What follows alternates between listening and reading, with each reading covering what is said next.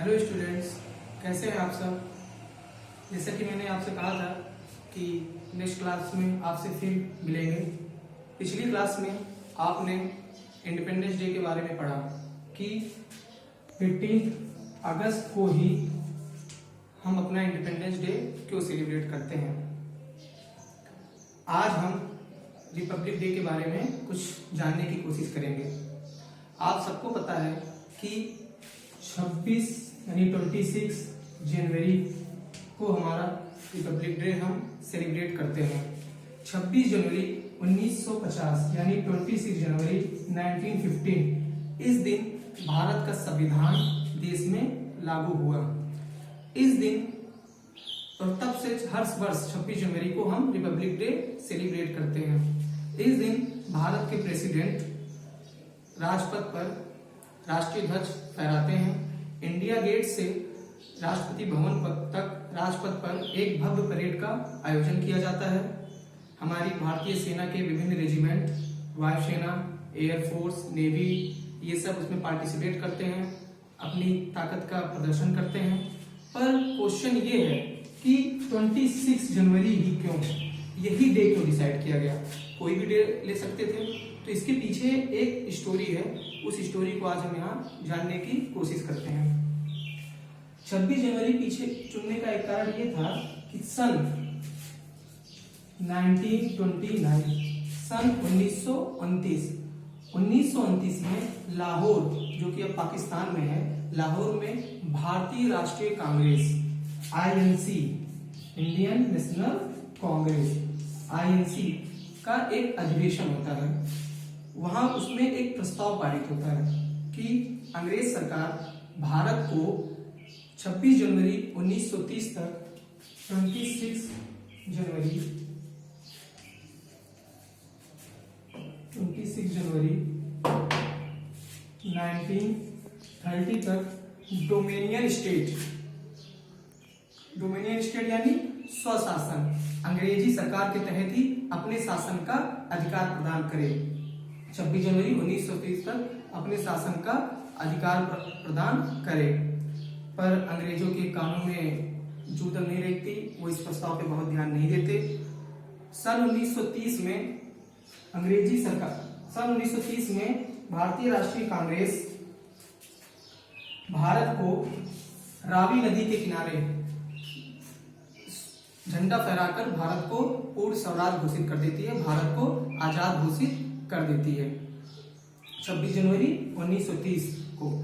और तब से 26 जनवरी 1930 से 15 अगस्त 1947 देश के आजाद होने से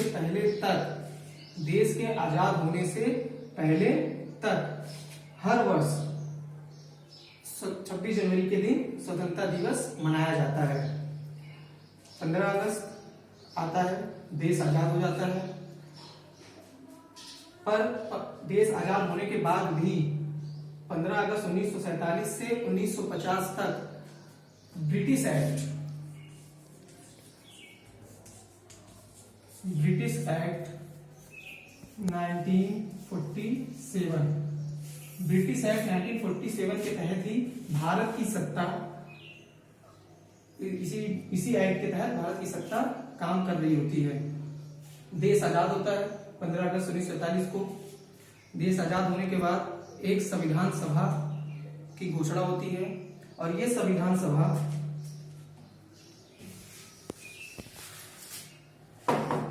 और 9 दिसंबर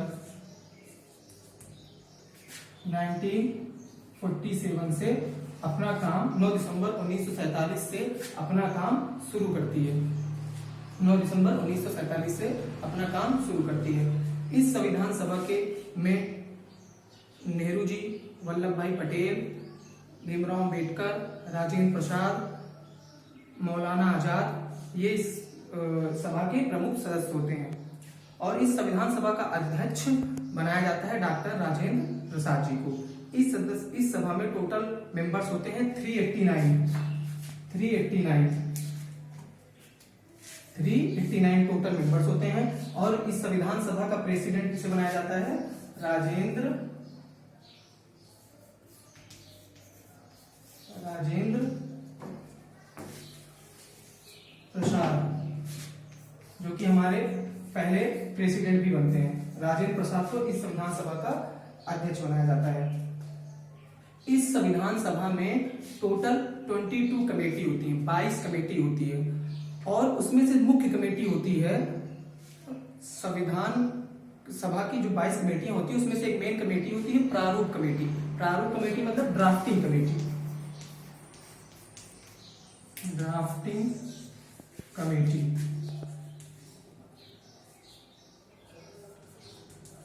ड्राफ्टिंग कमेटी मेन कमेटी होती है ड्राफ्टिंग कमेटी। और इस ड्राफ्टिंग कमेटी का अध्यक्ष बनाया जाता है भीमराव अंबेडकर जी को, डॉक्टर भीमराव रामजी अंबेडकर जी को। इस कमेटी का काम होता है संविधान लिखना। काम शुरू होता है, ड्राफ्टिंग कमेटी अपना काम शुरू करती है और 2 वर्ष यानी 2 ईयर 11 मंथ और 18 डे यानी 2 वर्ष 11 महीने 18 दिन 2 वर्ष 11 महीने 18 दिन में ड्राफ्टिंग कमेटी संविधान का निर्माण करके इसे संविधान सभा के अध्यक्ष राजेंद्र प्रसाद जी को 26 नवंबर यानी 26 नवंबर 1949 26 नवंबर 1949 को संविधान सभा के अध्यक्ष राजेंद्र प्रसाद जी को सौंपती है। इसीलिए 26 नवंबर को भारत देश में इस दिन को संविधान दिवस के रूप में भी मनाया जाता है। 26 नवंबर को हम संविधान दिवस के रूप में भी सेलिब्रेट करते हैं। 26 नवंबर 1949 को संविधान बनके तैयार हो जाता है, राजेंद्र प्रसाद जी को सौंप दिया जाता है। कुछ बदलावों और सुधारों के बाद संविधान सभा के 308 मेंबर्स, संविधान कुछ बदलावों और सुधारों के बाद संविधान सभा के 308 मेंबर्स 24 जनवरी यानी 24 जनवरी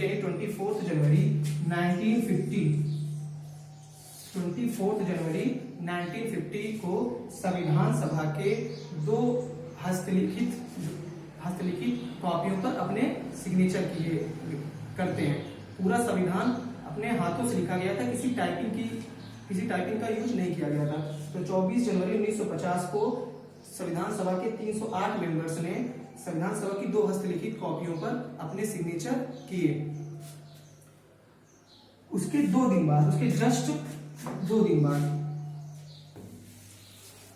24 जनवरी 1950 24 जनवरी के जस्ट 2 दिन बाद 26